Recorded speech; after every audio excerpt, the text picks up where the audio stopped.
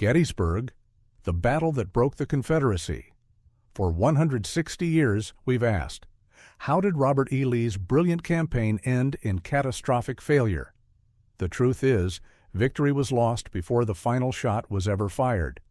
Not by chance, but by a cascade of 5 deliberate and devastating command errors. Today, we expose the fatal mistakes that shattered Southern hopes and decided the Civil War. From stolen intelligence to squandered artillery, this is the real story of how Gettysburg was lost. Hit like and subscribe, and also tap the notification bell so you never miss our deep dives into America's defining moments. Envision yourself upon the sacred soil of Gettysburg, where the destiny of a nation hung precariously in the balance. The Confederate Army under General Robert E. Lee was poised to strike a crippling blow, yet disaster ensued. What if concealed errors and leadership breakdowns predetermined their failure prior to the main engagement? We explore 5 critical factors that rendered a Confederate success unattainable, mistakes so profound they altered the very course of the Civil War.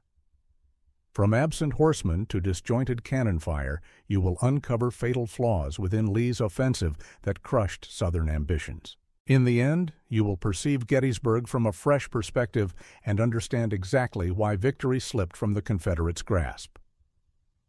On June 22, 1863, as Southern forces marched north into Pennsylvania, General Robert E. Lee delivered instructions to his cavalry leader, J.E.B. Stuart. Experts continue to dispute the order's precise language, but agreement suggests Lee directed Stuart to separate his troopers, with some securing mountain gaps and others protecting General Richard Ewell's flank. In a hotly debated decision, Stuart advanced further east than was probably authorized, aiming to secure provisions and harass Union logistics. This maneuver permitted Federal troops to insert themselves between Stuart's cavalry and Lee's primary force. As a result, Stuart was compelled to take a lengthy northern route, preventing his reappearance until the evening of July 2, 1863. This situation left Lee critically deprived of reconnaissance from his cavalry throughout the battle's initial 2 days. These mounted units acted as the Army's vision, scouting adversary locations and plans. This deprivation left Lee effectively blind at a pivotal moment, severely hampering his command choices.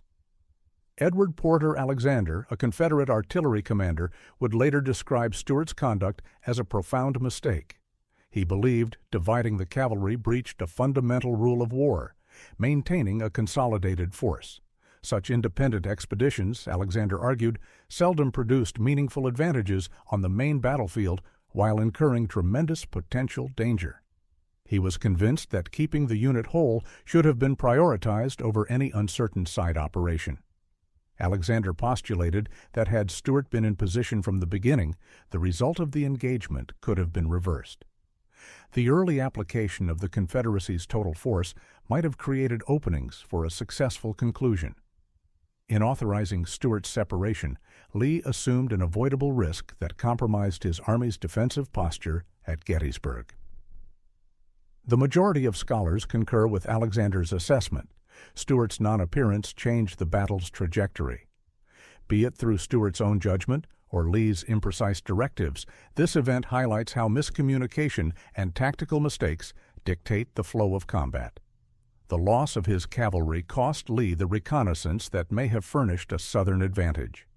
On June 30th, a brigade from General Harry Heth's division moved into Gettysburg to procure footwear. They operated under the assumption that General George Meade's Union Army was positioned far to the south and expected no opposition. However, as the Confederates advanced, they came upon dug-in Union cavalry units. Heth chose to pull back rather than assault, returning on July 1st with his entire division alongside Dorsey Pender's supporting troops. When their combined force of 12,000 soldiers reached Gettysburg, they confronted General John Buford's 3,000 Federal cavalrymen. Despite the numerical disadvantage, Buford's line held long enough for Union reinforcements, the 1st and 11th Corps, to arrive, expanding their numbers to 23,000. Heth and Pender abruptly found themselves facing insurmountable numbers. Alexander later stressed how blunders intensified their predicament. Without Stuart's scouts, Lee lacked crucial data on Federal placements. With adequate reconnaissance, Alexander declared, Lee would never have allowed 2 divisions to confront 2 entire Union corps plus cavalry. He also found fault with Heth's reckless forward push, contrasting it with the cautious instructions given to Ewell that same day regarding Cemetery Hill. A parallel degree of caution, he contended, should have governed Heth's operation, saving his strength for a concentrated, critical effort. The outcome was catastrophic for Heth and Pender. Alexander observed that the leading brigades in Heth's command were almost completely annihilated, rendering his division combat ineffective. Pender's formation likewise sustained severe casualties. Alexander mourned these losses for a negligible prize, an action that degraded Southern fighting capacity for no tactical advantage. Although later arrivals of troops managed to secure the Confederate flank, Alexander viewed the event as a warning against flawed intelligence and preparation.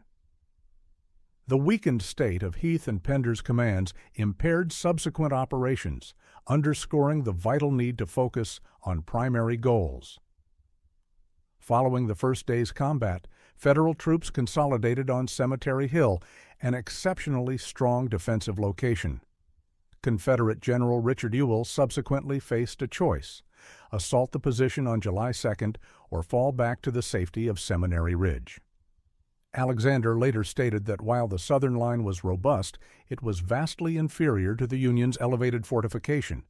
He asserted their ridge was entirely secure and impossible for the enemy to capture. Alexander believed public expectation should have compelled Meade to take the offensive, yet Lee's own communiques reveal he initiated the attack from a fear that his army was overextended and could not sustain a long engagement. Alexander rejected this rationale.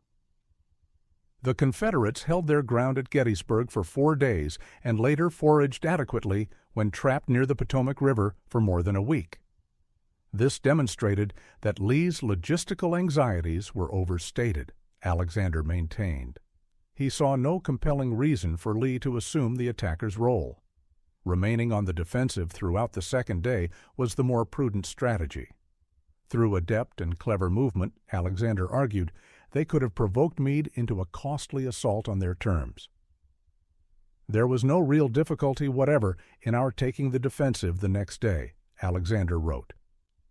By choosing to attack, he calculated that Lee forfeited 60% of the South's opportunity for a triumph at Gettysburg. Alexander considered this the pivotal moment of both the battle and the entire campaign, a disastrous error that guaranteed a Confederate loss. It serves as a powerful example of how decisions in war redirect the path of history.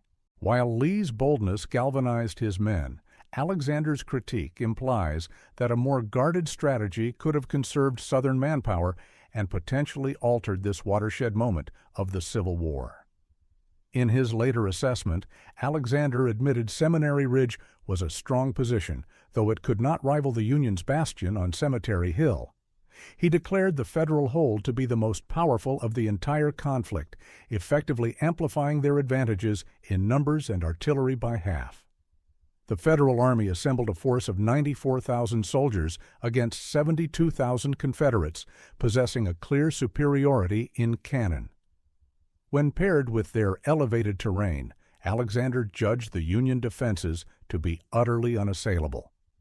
Witnessing this firsthand, he was deeply critical of the Confederate preparations for the second day.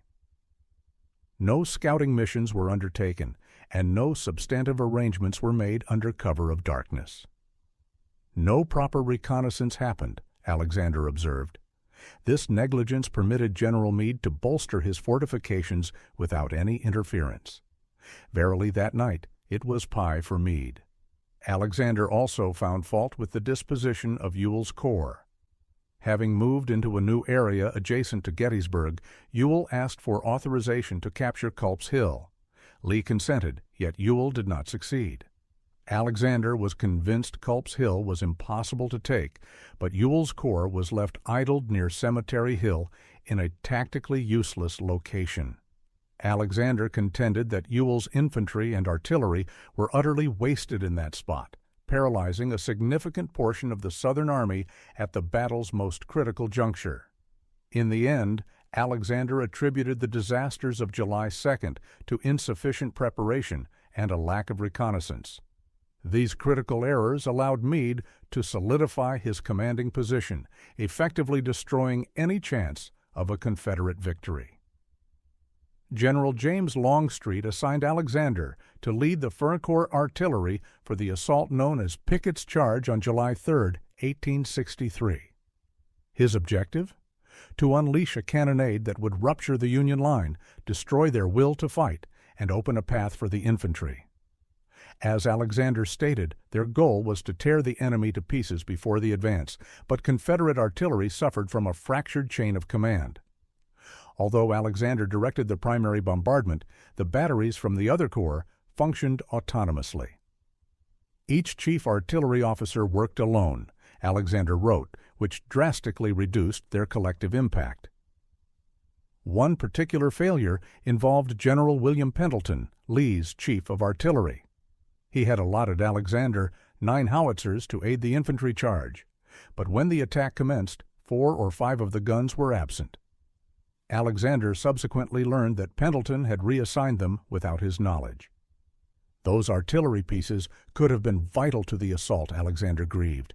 It was one more failure in a series. Lieutenant General A.P. Hill had 65 cannons positioned on Seminary Ridge, yet he used not a single one to support Pickett's charge, even as his infantry marched directly by their positions. More irresponsible still, Hill had frittered away shells that very morning in ineffective, scattered exchanges. Alexander directed his most pointed disapproval toward Lieutenant General Richard Ewell's use of cannon. The southern defensive perimeter curved around the Federal fishhook layout, creating an ideal setup for enfilading fire. Yet Ewell's batteries completely overlooked this opportunity. Just a single one of his 5 artillery groups participated in the preparatory fire. Alexander attributed this calamity to a total absence of unified control. A proficient chief of artillery would have synchronized every battery to achieve a concentrated, overwhelming effect. In reality, Pendleton's insufficient authority resulted in fractured and uncoordinated actions, sacrificing a pivotal tactical upper hand. Alexander condemned the complete artillery operation. This lack of cohesion enabled Union Major General Henry Hunt to weather the cannonade and organize his defense against Pickett's charge without obstruction. These irreparable deficiencies condemned the offensive to failure, swinging the tide at Gettysburg and in the Civil War decisively against the Confederate cause.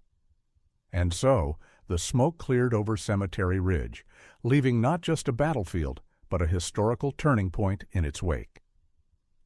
We can trace the Confederacy's defeat to those 5 pivotal errors: the absent cavalry, the reckless advance, the failed reconnaissance, the fractured command, and the squandered artillery. But this leaves us with a final haunting question, one that echoes far beyond the fields of Gettysburg. Was this loss truly a matter of mere mistakes, or was it something deeper? Did the very aggression that defined Lee's greatest victories inevitably contain the seeds of his greatest defeat? We've shown you the what and the how, but now we want to hear from you. What do you think was the single most critical error? Was it Stuart's absence, Longstreet's hesitation, or perhaps a fatal flaw in Lee's own strategy? Tell us your verdict in the comments. And if you're still hungry for the what if you wonder whether a single different decision could have changed the fate of a nation, then you need to watch our next video. The story doesn't end here.